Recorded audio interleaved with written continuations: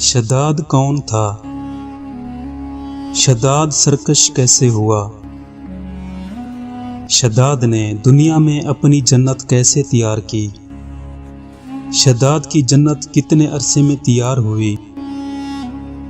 شداد کا عبرتناک انجام کیا ہوا؟ شداد کو عبرتناک موت کیسے آئی؟ ناظرین، ان تمام سوالوں کے جواب جاننے کے لیے ویڈیو کو آخر تک دیکھیے گا۔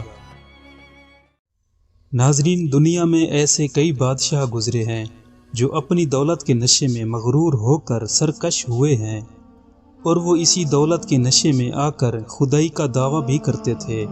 یہ مغرور اور سرکش بادشاہ اپنی دولت کے گھمنڈ میں مبتلا ہو کر اللہ تعالیٰ کی وحدانیت کو للکارتے تھے اور لوگوں کے سامنے خود کو خدا کہلواتے تھے، یعنی خدائی دعویٰ کرتے تھے۔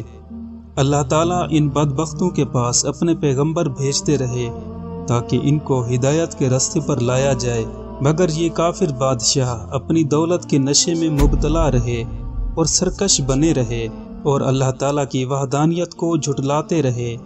جو لوگ اللہ کی وحدانیت کو جھٹلاتے ہیں تو پھر ان کا انجام بھی عبرت خیز ہوتا ہے، اور ان بدبخت بادشاہوں کا انجام بھی عبرت کا نشان ثابت ہوا۔ اللہ تعالیٰ نے ان بدبختوں کو تباہ و برباد کر کے صفحہ ہستی سے مٹا دیا۔ ان جھوٹے خدائی دعوے دار بادشاہوں کو ایسی عبرتناک موت نے گھیرا کہ لوگ آج بھی عبرت حاصل کرتے ہیں۔ ناظرین، آج ہم ان بدبخت بادشاہوں میں سے شداد نامی بادشاہ کا ذکر کرتے ہیں۔ شداد ایک ظالم و جابر بادشاہ تھا جس کو بے شمار دولت میسر تھی۔ شداد کا تعلق دنیا کی طاقتور ترین قوم سے تھا، یعنی کہ قوم عاد۔ اس طرح کی طاقتور اور قداور قوم اللہ نے نہ پہلے پیدا کی اور نہ بعد میں پیدا کی۔ اس قوم کے بارے میں قرآن میں ارشاد ہے، عاد اولا عاد ارم ہیں جو ستونوں والے تھے، اور ان جیسے قداور دنیا میں پیدا نہیں کیے گئے۔ ناظرین، عاد کی قوم احقاف میں آباد تھی، اور احقاف ریت کے پہاڑوں کو کہتے ہیں۔ یہ عرب لوگ تھے، اور یہ علاقہ یمن میں عمان اور حضر موت کے درمیان میں ہے۔ یہ ساحل سمندر کے قریب علاقے میں آباد تھے جسے شجر کہا جاتا ہے، اور ان کی وادی کا نام مغیث تھا۔ وہ بڑے بڑے ستونوں والے خیموں میں رہتے تھے۔ ناظرین، طوفان نوح کے بعد عاد اولا ہی سب سے پہلے بتوں کی عبادت کرنے والے ہیں، اور ان کے 3 بت تھے جن کے نام یہ ہیں، صدا، سمودا اور ہیرا۔ اللہ تعالیٰ نے حضرت ہود علیہ السلام کو نبی بنا کر ان کی طرف مبعوث فرمایا۔ حضرت ہود علیہ السلام ان بت پرستوں کو اللہ وحدہ لا شریک کی طرف دعوت دینے لگے، لیکن اس بت پرست قوم نے حضرت ہود علیہ السلام کو جھٹلایا اور ان کا مذاق اڑانے لگے، اور حضرت ہود علیہ السلام سے کہنے لگے کہ تم ہمیں احمق نظر آتے ہو اور ہم تمہیں جھوٹا خیال کرتے ہیں۔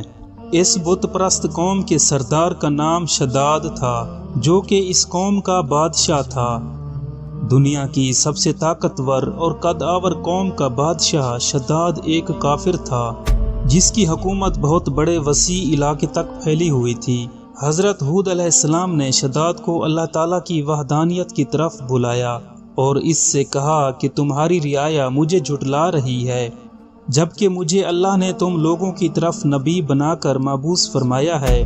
اس لیے اگر تم اپنی رعایا کو حکم دو کہ وہ میری اطاعت کریں تو اللہ تعالیٰ تمہیں اور تمہاری رعایا کو بخش دے گا اور تم لوگوں کو جنت میں داخل کرے گا۔ ناظرین، شداد جنت کا نام سن کر حضرت ہود علیہ السلام سے پوچھنے لگا کہ یہ جنت کیا چیز ہے، تو حضرت ہود علیہ السلام نے شداد کو جنت کے بارے میں سب کچھ بتایا۔ ناظرین، چونکہ شداد بھی ایک کافر تھا اور اس نے حضرت ہود علیہ السلام سے کہا کہ اگر میں اللہ پر ایمان لے آؤں تو بدلے میں مجھے صرف جنت ملے گی، حالانکہ میرے پاس اتنی دولت اور طاقت ہے کہ میں اپنی جنت خود بنا سکتا ہوں۔ حضرت ہود علیہ السلام نے فرمایا کہ جنت اور جہنم کا مالک صرف اور صرف اللہ ہی ہے، لیکن شداد اپنی دولت کے نشے میں آ کر جنت بنانے کا فیصلہ کر بیٹھا اور اپنی سلطنت کے ماہر کاریگروں کو بلوایا اور حکم دیا کہ احقاف میں ارم کے مقام پر 20 کوس لمبائی اور چوڑائی میں جنت تعمیر کی جائے۔ شداد نے اپنی تعمیر ہونے والی جنت کو اللہ تعالیٰ کی حقیقی جنت کی مشابہت بنانے کی ہر ممکن کوشش کی۔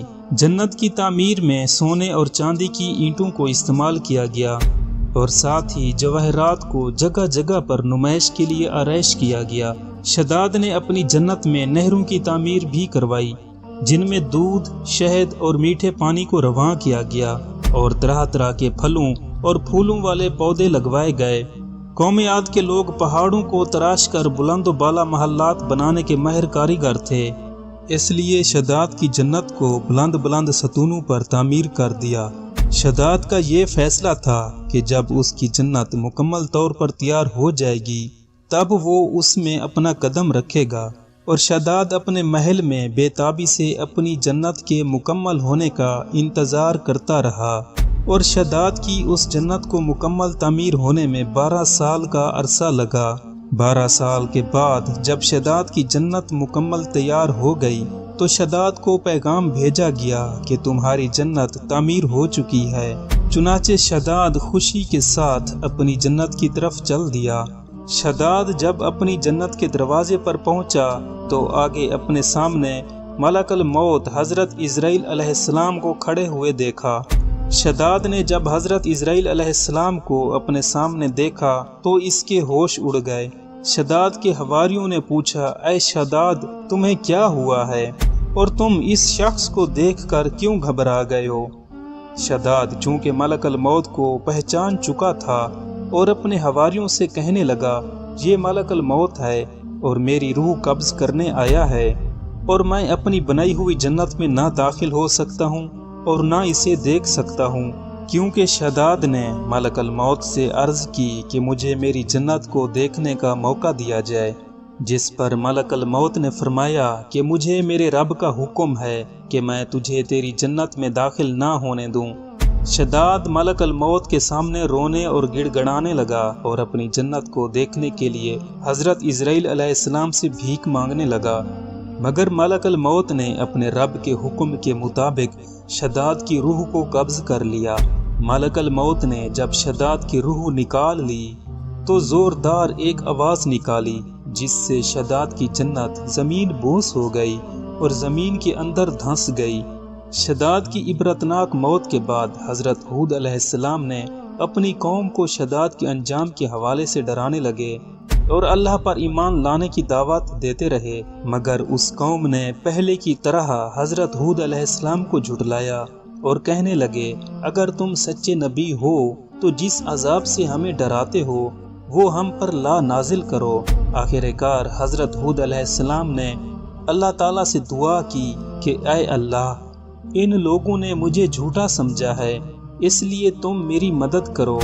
تو اللہ تعالیٰ نے حضرت ہود علیہ السلام کو فرمایا کہ اپنے ساتھیوں کو لے کر ایک باڑے میں چلے جاؤ، اور پھر ایک کالے بادل نے قوم عاد کو آ گھیرا جس میں سے بہت تند و تیز ہوا چلی اور بادل میں سے آگ برسی۔